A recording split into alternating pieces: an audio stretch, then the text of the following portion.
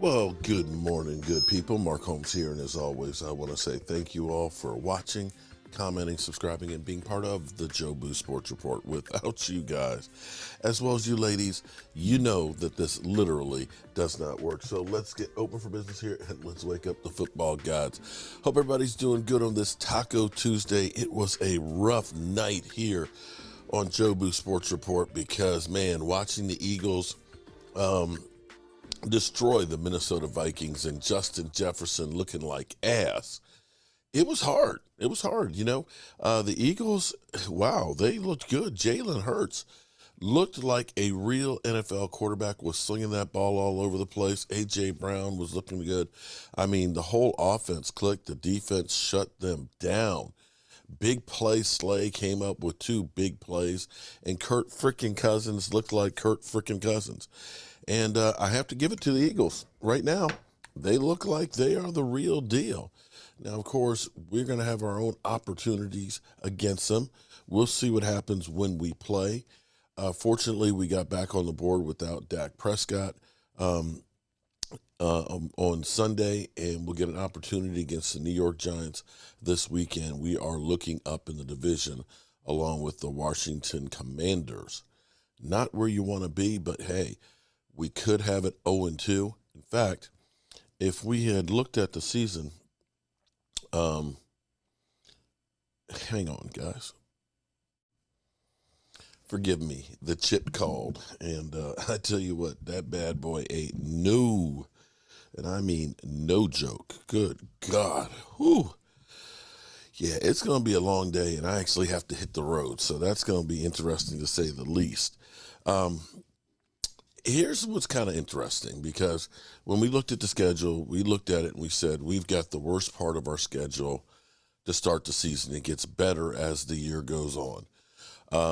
Knowing that we had Cincinnati, knowing that we had Tampa Bay, knowing that we have the Rams in a couple of weeks. And quite frankly, when we looked at the schedule, a lot of people said the Cowboys are going to start out 0-2. Well, at least we got one win with Cincinnati. Cincinnati's got some real issues, and I don't think that Cincinnati is going to survive giving up the amount of sacks and stuff that they're giving up.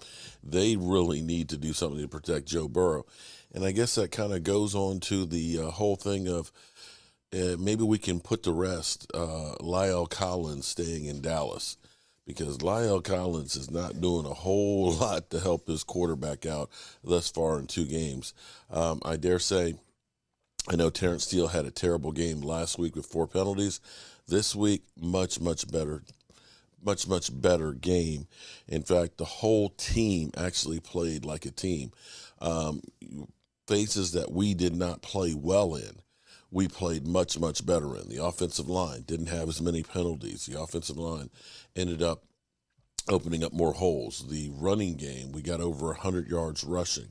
Wide receivers got open. So collectively, the team definitely played a whole lot better. Cooper Rush, he hit the players when he needed to. Still had a few passes that you looked at and said, we got lucky that we didn't get intercepted. But hey, I'm happy we got the win.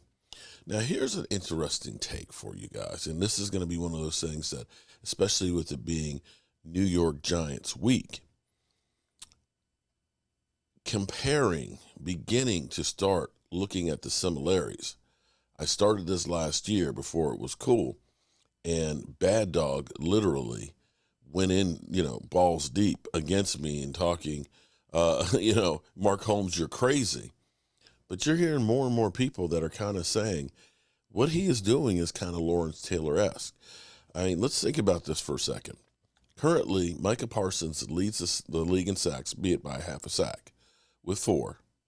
2 weeks in, is the fastest man to 17 sacks in 18 games, has more pressures than anybody else, and is tied with tackles for losses in the NFL. And he's not only an edge rusher, he's also a linebacker. When you look at this game, without what Micah Parsons did, Cowboys aren't winning that game. He was a game changer. And that's what people said about Lawrence Taylor. Lawrence Taylor, FYI, to get to 17 sacks, took him 2 full seasons. Just saying. I'm not saying, don't get me wrong. The totality of Lawrence Taylor's career was one of the best players in the history of the NFL. Micah Parsons is only 2 games into his career, but you can start seeing things that Micah Parsons is doing are the same things that Lawrence Taylor was doing. Let's listen in for a little bit here on a recap from that game of Micah Parsons. Obviously the Bengals O-line is an issue, but I'm curious, would any offensive line hold up against Micah Parsons off the edge at this point? Not well, no. It's crazy with Parsons. You know, he was drafted to play off the ball primarily. We saw in his rookie season how good he was as a pass rusher. Still, we knew he had in college.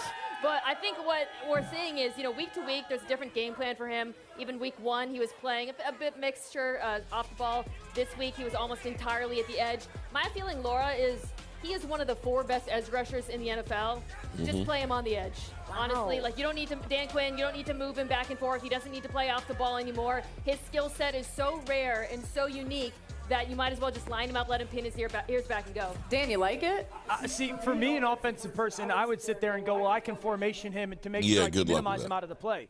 Like, I can make sure he's lining up to the weak formation, strength of the formation, and kind of minimize his impact. Here's the thing about the Cowboys, though. I think if there were no other quality edge rushers on that line, I might agree with you. But if you game plan entirely for Parsons, which teams will do, DeMarcus Lawrence will kill you. Yeah. Yep. Lawrence Armstrong will get you. Heck, Dante Fowler, I thought, had one of his best games as a pro, and that is the force multiplier effect of Micah Parsons because he is so talented, and offensive lines have to account for him so much. That's a fair point. I mean, because you're watching how those players are now so much better without Micah. My initial thought is if you put Micah, that's going to benefit me. But if you're going to play so well opposite, here's the thing. You got to run Dallas out of it. You've got to be willing to do what you love to do and run them out of it. But if those guys keep playing well, him at defensive end is probably the greatest thing for their defense. Well, it's phenomenal that y'all let a D lineman in on this conversation. I love hearing y'all talk about the front. Listen, but I agree with Mina because of Dan Quinn's system. If this was different, where you had a very vanilla defense and you couldn't kind of attract some of those matchups that you want to find, I would be concerned.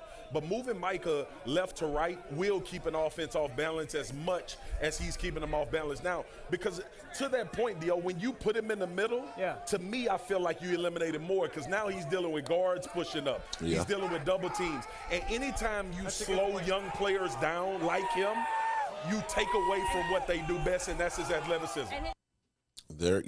You're right. Whenever you put him in the middle as a linebacker, you are minimizing what he is doing. But let's be clear here. The better everybody else is around Micah Parsons, the better the defense is going to be. And see, there's a lot of unsung heroes that are here.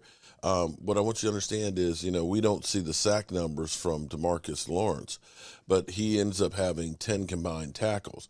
He is holding the other line and forcing you to respect him. Understand that when you end up having Dorrance Armstrong, who's got 2 sacks in there, along with 7 tackles, that other side of the fence is also being stopped. When you have a guy like Osa Ndigozua, who's got 6 combined tackles, and Quentin Bohannon, who's got 4, and Dante Fowler, who's got a sack, as well as a couple of tackles, and Tristan Hill even with a couple of tackles. You are rotating this defense. You are rotating guys in there and fresh bodies, and you're keeping the pressure on. There's not you try and stop Micah Parsons, but there's too many guys that are good. That you're not great players. You know, it's not like we have all Khalil Macks across the board, but sometimes you're better with good guys all the way across the board that you have to worry about. So this defensive front is going to give people fits. And I will also say shout out to Anthony Barr, who already is paying dividends with 9 combined tackles. He is enabling us to be able to say, yeah, Micah, we don't need you in the middle.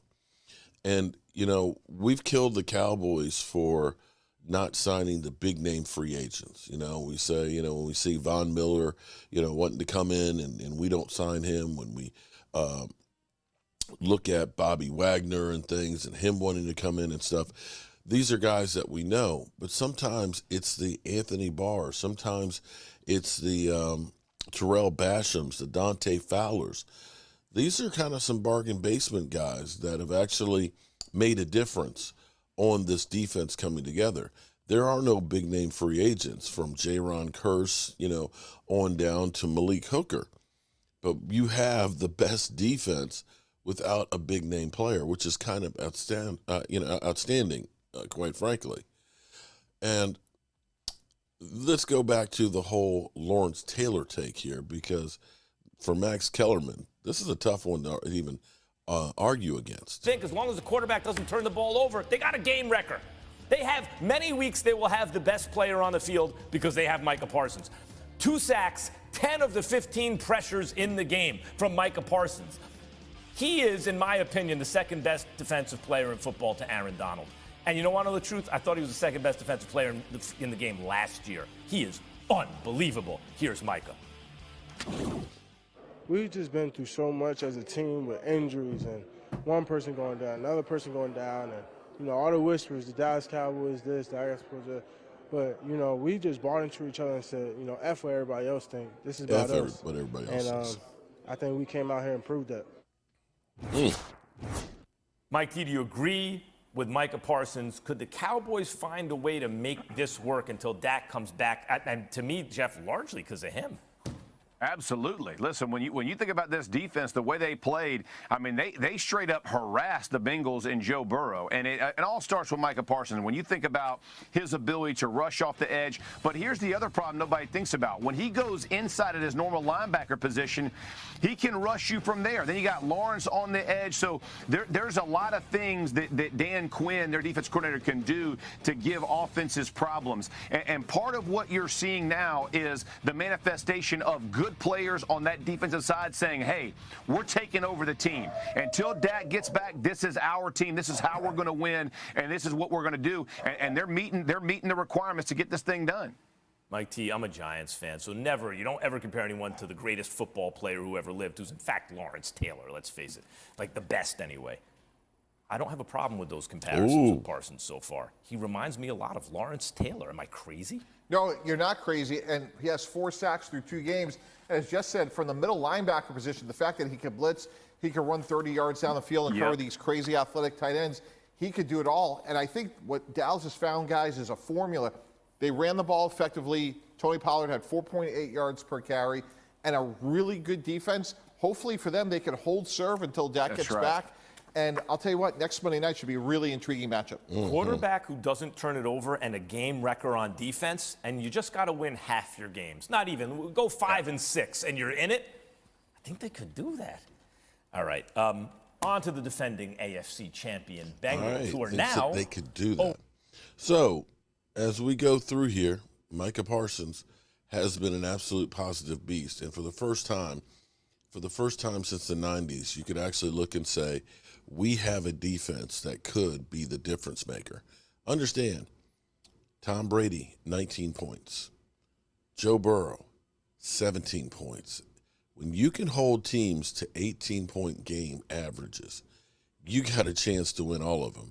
I remember back in the day, back with Tom Landry, they used to say, you hold teams to 17 points, we win.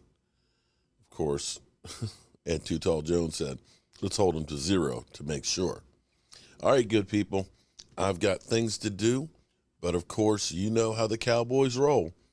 I'm Mark Holmes. I'll see you guys soon. Mark Holmes here, and as always, I want to thank you all for watching, commenting, subscribing, and being part of the Sports Report.